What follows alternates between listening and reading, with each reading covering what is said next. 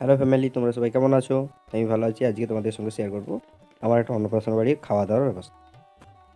এখানে আমি কী দেখেছো, প্রথমে বেগুন ভাজা দিয়েছে, তারপরে বাসন্তী পোলাও, তারপরে এসে গেছে হচ্ছে গিয়ে তোমার ওটা কি বলে, পনির চানা মশলা বা পনির চিলি। আমি ঠিকঠাক নাম জানি না। আমাদের গ্রামের বাড়িতে এরকম ধরনের ডিশ আমি প্রথম খেয়েছি। তো এপাশে আমার ছোটো মেয়ে খাচ্ছে, ও খেতে ব্যস্ত, আমিও খেতে ব্যস্ত। আমি প্রায় শেষ করে দিয়েছি। আবার একবার বাসন্তী পোলাও এলো, লেবুর পরেও এসছে বাসন্তী পোলাও, আমি নিয়েছি কারণ আমি ফার্স্ট টাইম খাচ্ছি বাসন্তী পোলাও। নিয়ে খেয়েছি, মোটামুটি ভালোই লেগেছে। এদিকে দেখো প্রচণ্ড বাতাস, মেঘ উঠে গেছে, ঝড়ে তো প্যান্ডেল ট্যান্ডেল উড়িয়ে দিচ্ছে।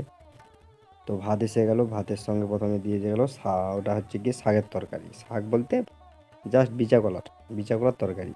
তারপরে ডাল, ভিজা কলার তরকারি, ডাল, আর হচ্ছে গিয়ে আলু ভাজা। জাস্ট প্রথম বাইটটা নিলাম, জাস্ট ওয়াও, ভালোই রান্না হয়েছিল। আমি বলবো না যে খারাপ হয়েছিল, ভালো হয়েছিল। তারপরে এসে গেল বৈতাল, মানে যেটাকে বলে মিষ্টি কুমড়োর তরকারি। আমরা এখানে বৈতালের তরকারি বা ঘ্যাঁট বলে থাকি, তোমরা কী বলো জানা নেই। আমার বেশ ভালোই লাগলো। ভাত আবার নিয়ে নিলাম, ভাত অল্প ডাল দিতে বললাম, ডাল তো প্রচণ্ড দিয়ে দিল আমাকে। যাই হোক, আমি ডাল প্রিয় মানুষ, আর কোনো অসুবিধা হয়নি, ডাল আমি খেয়ে নিয়েছি। তারপরে দিয়ে গেছিলো সাউরের তরকারি। এই যে এসে গেছে মেন কোর্স, সাউর।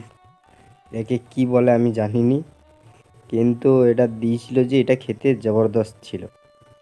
সেদিকে আমার কচি খাচ্ছে, কচিকে ছাড়িয়ে দিচ্ছে তার মা। আমি তো বেশ মজা করে করে খাচ্ছি সাউরের তরকারি আর ভাত। ভাত তো আমার শেষের পথে প্রায়, আমি ভাত নিয়েছি দুবার। তারপরে এসে গেল চাটনি, আমের চাটনি। এই গ্রীষ্মতে আমের চাটনি বা আমের আচার বা কাঁচা আমের নুন দিয়ে মাখা যা লাগে, ওয়াও! সেই আমার কচিও চাটনি খাচ্ছে। তারপরে এসে গেল হচ্ছে কি পায়েস। পায়েস আমি সাধারণত খুব কম খাই, এখানে টেস্ট করার জন্য খেয়েছিলাম পায়েস। পায়েসের পরে হয়ে গেল চিপস, তারপরে আমাদের দিয়ে গেছিলো